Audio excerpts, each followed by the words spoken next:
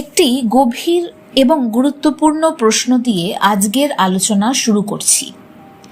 আপনি কি সত্যি মুক্তি চান? নিজের উত্তর দেওয়ার আগে একটুখানি ভাবুন, কারণ অধিকাংশ মানুষ সঙ্গে সঙ্গে বলবে হ্যাঁ অবশ্যই চাই। কিন্তু যদি ঈশ্বর আজকে আপনার সামনে এসে দাঁড়ান এবং বলেন তোমাকে আমি শান্তি দেব, জ্ঞান দেব, ভক্তি দেব, আমার সান্নিধ্য দেব, কিন্তু তার আগে তোমাকে তোমার কিছু অভ্যেস ছাড়তে হবে, তাহলে আপনি কি সত্যি প্রস্তুত?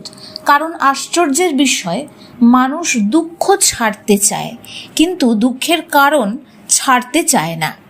মানুষ শান্তি চায় কিন্তু অশান্তির অভ্যাস ছাড়তে চায় না। মানুষ ঈশ্বরকে চায় কিন্তু নিজের অহংকারকে ছাড়তে চায় না। মানুষ মুক্তি চায় কিন্তু নিজের শৃঙ্খলকে খুব ভালোবাসে।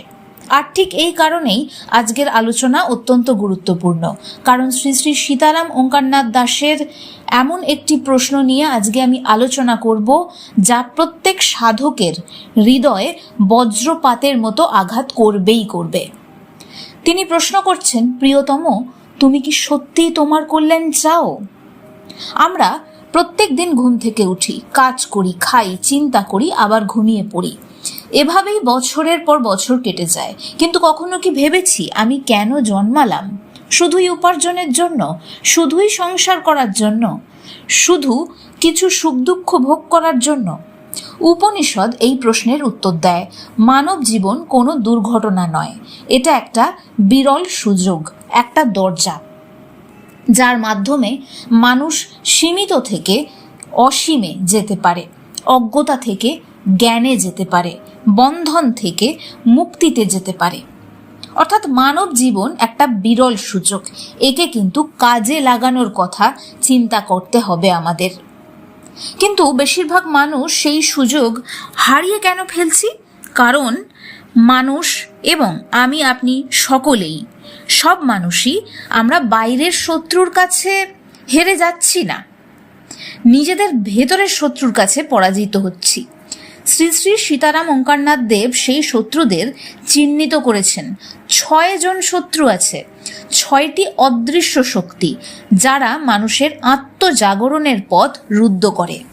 এখানে একটি বিষয় বলে দিই, আত্মজাগরণ ঘটলে কিন্তু আমরা প্রত্যেকে ব্যক্তিগত জীবনের যে কর্মক্ষেত্রে রয়েছি, যে পারিবারিক পরিস্থিতিতে রয়েছি, সব জায়গাতেই কিন্তু একটা সুন্দর জীবন আমরা পেতে পারি। যে যে অবস্থায় রয়েছি সেখান থেকেই কিন্তু উন্নতির পথ পেয়ে যেতে পারি। তাই আত্মশুদ্ধি, চিত্তশুদ্ধি সবার আগে প্রয়োজনীয়, কারণ এতে দৃষ্টি স্বচ্ছ হয়, বিচার বিবেচনা বোধ স্বচ্ছ হয় এবং সামনের পথটা পরিষ্কারভাবে দেখতে পাওয়া যায়। প্রথম শত্রুকে না অতি নিদ্রা, ঘুম খুব প্রয়োজন, কিন্তু অতিরিক্ত ঘুম সেটি শুধু শরীরের বিশ্রাম নয়, অনেক সময় সেটি চেতনার জড়তা হিসেবে অবস্থান করে। অনেক মানুষ জীবনের সবচেয়ে মূল্যবান সময় ঘুমের মধ্যে হারিয়ে ফেলে। শুধু রাত্রির ঘুম নয়, আত্মার ঘুমও তো রয়েছে। উপনিষদ তাই চিৎকার করে জানান দিচ্ছে, উত্তিষ্ঠিত জাগ্রত, ওঠো, জাগো, কারণ জীবন অপেক্ষা করছে। দ্বিতীয় শত্রু হচ্ছে আলস্য। আলস্য খুব সূক্ষ্ম, এটি কখনো সরাসরি আপনাকে এসে বলবে না যে আমি তোমার শত্রু, বরং বলবে আজ না হয় থাক, কাল থেকে শুরু করব, এখন একটু বিশ্রাম নেই। এইভাবেই একটা গোটা জীবন কেটে যায়। স্বামী বিরজানন্দ বলেছিলেন, যে কাজ যখন করতে হবে তখন উঠে পড়ে সমস্ত মনোপ্রাণ দিয়ে তাতে লেগে যেতে হবে। শ্রী শ্রী রাম ঠাকুর বলেছিলেন, দৃঢ়ভাবে নামের কাছে পড়ে থাকতে হবে। অর্থাৎ সবাই কিন্তু বলছে এই আলস্যকে ত্যাগ করার কথা। আলস্য কখনো কোনো ভালো ফল আপনাকে দেয় না, আপনাকে আরামের গণ্ডিতে সীমাবদ্ধ রেখে দেয়, যাতে আপনি আর উঁচুতে উঠতে না পারেন, আর নিজের কমফর্ট জোন থেকে বেরোতে না পারেন। এই কমফর্ট জোনের মধ্যে কিন্তু কোনো উন্নতি নেই, আপনার আত্মিক উন্নতিও নেই, আপনার কেরিয়ার, কর্মক্ষেত্র, সাংসারিক সামাজিক জীবন, কোনো ক্ষেত্রেরই উন্নতি আলস্যতে আপনি পেতে পারবেন না। আলস্য বলছে পরে করব, আধ্যাত্মিকতা বলছে এক্ষুনি করো। কিভাবে করবেন ছোট্ট করে বলে দিই, যে মুহূর্তে আলস্য আসছে সচেতন হন, উঠে বসুন, শির দ্বারা সোজা করুন, নিজের নিঃশ্বাসের দিকে মনকে নিয়ে আসুন, ধীরে ধীরে নিঃশ্বাসের আসা যাওয়া দেখুন। তার সাথে সাথে এটা বলুন যে আমার ভেতরে অলসতার যে অনুভব তৈরি হচ্ছে সেটা একটা ইমোশন মাত্র, এটা আসে আবার চলে যায়। আপনি হচ্ছেন সাক্ষী, আপনি দর্শক, আপনি সেই ইমোশনটাকে দেখছেন। আপনি ডিসিশন নিতে পারেন যে এই ইমোশনটা আসছে এবং চলে যাচ্ছে, কিন্তু আমি আমার কাজেই স্থির থাকব। ঠিক এইভাবে তৃতীয় শত্রুকে না ভয়। কিসের ভয়?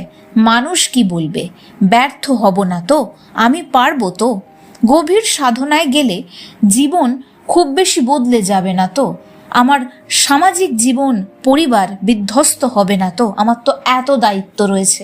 আচ্ছা, একটু ঠান্ডা মাথায় চিন্তা করুন তো, এই বিশ্ব সংসারটার দায়িত্ব কে নিয়ে রেখে দিয়েছে? আপনি তো 4-5 জনের একটি সংসার সামলাচ্ছেন, আর এই বিশ্বের যিনি জনক তিনি তো সমগ্র বিশ্ব সামলাচ্ছেন। যিনি এই সমগ্র বিশ্ব সামলাচ্ছেন তার উপরে আপনি নির্ভর করতে পারছেন না, এটা কি বোকামি নয়? এটা তো অজ্ঞানতা। তাই জন্যে এই ভয় হচ্ছে আপনার তৃতীয় শত্রু। এই ভয় মানুষের শক্তিকে বন্দি করে রেখে দেয়। তাই গীতা ঘোষণা করছে, ক্ষুদ্র হৃদয় দৌর্বল্য ত্যাগ করো। কারণ ভয় আত্মার স্বভাব নয়, ভয় আসে সীমাবদ্ধ পরিচয় থেকে। আমাদের চতুর্থ শত্রু কি? ক্রোধ। ক্রোধ কেন আসে? কারণ বাস্তবতা আমাদের ইচ্ছা মতো চলছে না। আমরা প্রত্যাশা করছি একরকম, সামনের ঘটনা ঘটে যাচ্ছে আর একরকম। সামনের ঘটনার কিন্তু কোনো দোষ নেই, আসল দোষ আমাদের প্রত্যাশার, আমাদের অ্যাটাচমেন্ট। আমরা প্রত্যেকটা ঘটনার সাথে নিজেদের ইমোশনকে এত ওতপ্রোতভাবে নিজেদের অজান্তেই জড়িয়ে রেখে দিয়েছি যে 19 থেকে 20 হলেই আমার ভেতরে একটা এমন প্রতিক্রিয়া চলে আসছে যেটা আমাকে উত্তক্ত করে দিচ্ছে। পরিস্থিতি সবসময় চাই আমাদের ইচ্ছা মতো হোক, আমরা চাই মানুষ আমাদের কথা শুনুক, কিন্তু সেটা তো সবসময় হয় না, আর তখনই ক্রোধ জন্মায়। ঠাকুর শ্রী রামকৃষ্ণ পরমহংসদেব বলেছিলেন, যেখানে অহংকার আছে সেখানেই সবচেয়ে বেশি ক্রোধ থাকবে, যেখানে ঈশ্বর আছেন সেখানে নম্রতা আসবে। পঞ্চম শত্রু কি? কর্ম বিমুখতা। এটি আধুনিক যুগের এক মহামারী।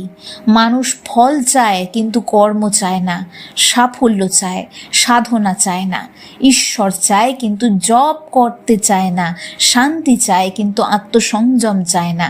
গীতার শিক্ষা একেবারে স্পষ্ট, কর্ম থেকে পালিয়ে গিয়ে নয়, কর্মকে পবিত্র করেই তবে মুক্তি পাওয়া সম্ভব। ষষ্ঠ শত্রুকে? দীর্ঘসূত্রতা ও করব রোগ। এই শত্রুটা খুব বিপজ্জনক, কারণ এটি ধার্মিকতার মুখোশ পরে আসে। মানুষ বলে, একদিন জপ শুরু করব, একদিন ধ্যান শুরু করব, একদিন গীতা পড়ব, একদিন আমি ঈশ্বর চিন্তা করব, কিন্তু সেই একদিন আর আসে না। শয়তানের সবচেয়ে শক্তিশালী শব্দ কি জানেন? আগামীকাল। আর সাধকের সবচেয়ে শক্তিশালী শব্দ আজ। ঠাকুর শ্রী রামকৃষ্ণ পরমহংসদেবের জীবন আমাদেরকে কি শেখায়? তিনি কখনো বলছেন না যে আমি কালকে মাকে ডাকবো। তিনি ডাকতেন সব সময়। তিনি সেই কান্নার মধ্যে দিয়ে ব্যাকুলতাকে প্রকাশ করতেন সব সময়। তিনি খুঁজতেন সেই মা ভবতারিণীর মধ্যে দিয়ে পরম ব্রহ্মকে সব সময়। অর্থাৎ যে কোনো মুহূর্তেই তিনি উপস্থিত, যে কোনো মুহূর্তেই তিনি অ্যাক্টিভ। এই তীব্রতাই, এই দৃঢ়তাই তাকে ঈশ্বর দর্শনের দিকে নিয়ে গিয়েছিল। তিনি কিন্তু কালকের অপেক্ষা করেননি। তিনি জীবনকে সম্পূর্ণভাবে সত্যের সন্ধানে নিবেদন করে দিয়েছিলেন। শ্রী শ্রী রাম ঠাকুর বলতেন, নাম করো। খেয়াল করুন, তিনি বলেননি সবকিছু ঠিক হলে, মন শান্ত হলে তবে তুমি নাম করতে বসো। তিনি বলছেন না যে সময় পেলে নাম করো। তিনি বলছেন নাম করো, এখনই করো। তুমি যে পরিস্থিতির মধ্যে আছো, যে অবস্থায় আছো, সেই সময়ই নাম করো। কারণ নামই তোমাকে আস্তে আস্তে আলস্য, ভয়, ক্রোধ, জড়তা, কাল করব, এই ক্রমশ এড়িয়ে যাওয়ার মনোভাব থেকে দূরে নিয়ে যাবে, সব কিছু ভেঙে যাবে নামের জোয়ার আসলে। একদিন ঠাকুর শ্রী রামকৃষ্ণ পরমহংসদেব একটি বেড়ালের মধ্যেও মা ভবতারিণীর রূপকে প্রকট করেছিলেন। সমগ্র দক্ষিণেশ্বরের বাকি মানুষজন কিন্তু রেড়ে করে তেড়ে গেছিল সেই বেড়ালটিকে তাড়ানোর জন্য। তিনি কিন্তু শান্তভাবে বললেন যে আহা, ও খাক, ওর মধ্যেও তো মাই আছেন। কেন? তার মন জড়তায় আবৃত ছিল না, অহংকারে আবৃত ছিল না, আলস্যে আবৃত ছিল না, তার চেতনা জেগে উঠেছিল। আমরা বেড়াল দেখেছি, তিনি সেই পরম ব্রহ্মের রূপকে দেখেছেন। আমরা জগৎ দেখেছি, তিনি স্বয়ং ব্রহ্মকে দেখে নিয়েছেন। এই পার্থক্য কিন্তু বাহ্যিক নয়, চেতনার, উপলব্ধির। উপনিষদের চরম আহ্বান আমাদেরকে শুধু তথ্য দেয় না, আমাদেরকে জাগাতে চায়। তোমাদের সকলের চৈতন্য হোক, সেই একই বাণী উপনিষদের মধ্যে দিয়েও ধ্বনিত হয়। উত্তিষ্ঠিত, জাগ্রত, প্রাপ্য বরানো, নিবোধত। ওঠো, জাগো, সত্যকে উপলব্ধি করো, জীবনকে অপচয় করো না। আজ আমরা মোবাইল স্ক্রল করতে পারি ঘন্টার পর ঘন্টা, কিন্তু 5 মিনিট জব করতে পারি না। আমরা সিরিজ দেখতে পারি, কিন্তু গীতার একটা শ্লোক পড়ে জীবনে প্রয়োগ করতে পারি না, চিন্তা করতে পারি না। ভবিষ্যতের পরিকল্পনা করে ফেলি, কিন্তু এটা ভুলে যাই ভবিষ্যতের ইমারত আজকের একটি ইটের ঠিকভাবে গেঁথে ফেলার মধ্যেই লুকিয়ে রয়েছে, তাই বর্তমান হারিয়ে যাচ্ছে। এই অবস্থায় সীতারাম ওঙ্কারনাথ ঠাকুরের প্রশ্ন আরও প্রাসঙ্গিক হয়ে ওঠে, আমাদের আত্মার দিকে ফিরিয়ে দেয়। তুমি কি তোমার সত্যিই কল্যাণ চাও? কারণ যদি সত্যিই চাও, তবে তো তুমি রোজ যা যা করো সেই জীবনটাকে, অভ্যাসগুলোকে বদলাতেই হবে, নইলে তো ফলাফল বদলাবে না। অভ্যাস বদলাবে, অগ্রাধিকার অর্থাৎ আপনার প্রায়োরিটি বদলাতেই হবে। যদি আপনি ভিন্ন ফল চান যে কোনো ক্ষেত্রে, চিত্তশুদ্ধি, আত্মশুদ্ধি এবং এই 6খানা শত্রুর সাথে আপনি যদি জেতার সাধনায় আজকেই লেগে পড়েন, তাহলে আপনার জয় নিশ্চিত। ক্রমে ক্রমে আরও বেটারমেন্ট আপনার জীবনে আসতে বাধ্য। হয়তো আজ আপনার জীবনের খুব গুরুত্বপূর্ণ একটা দিন, কারণ আজকেই তুমি সিদ্ধান্ত নিতে পারো, আপনি সিদ্ধান্ত নিতে পারেন যে আর কাল নয়, আর পরে নয়, আর করব নয়, আজ থেকেই, এখন থেকেই একটি নাম, একটি জপ, একটুখানি ধ্যান চিন্তা, একটু প্রার্থনা, একটু সৎকর্ম, ফলাফল ঈশ্বরের পায়ে সঁপে দেওয়া, সমর্পণ, সাক্ষী ভাব, একটি সত্য পদক্ষেপ। মানব জন্মের মূল্য অসীম, সময় সীমিত, সুযোগ অমূল্য। তাই শ্রী শ্রী সীতারাম ওঙ্কারনাথ দেবের সেই প্রশ্ন আবার হৃদয়ে বেজে উঠুক, প্রিয়তম, তুমি কি সত্যি তোমার কল্যাণ চাও? যদি উত্তর হ্যাঁ হয়, তবে নিজেকে এই প্রমিস করুন, নিজের কাছে প্রতিজ্ঞাবদ্ধ হন। আমিও হচ্ছি। এক্ষুনি সিদ্ধান্ত নিন যে অতি নিদ্রা ত্যাগ করতে হবে। করব, করছি। অতি নিদ্রা এই মুহূর্তে আমি ত্যাগ করছি, আলস্য এই মুহূর্তে আমি ত্যাগ করছি, ভয় এই মুহূর্তে আমি ত্যাগ করছি, ক্রোধ এই মুহূর্তে আমি ত্যাগ করছি, কর্মবিমুখতা আমি ত্যাগ করছি এখনই, কাল করব, এই রোগ ত্যাগ করছি আমি এই মুহূর্ত থেকেই।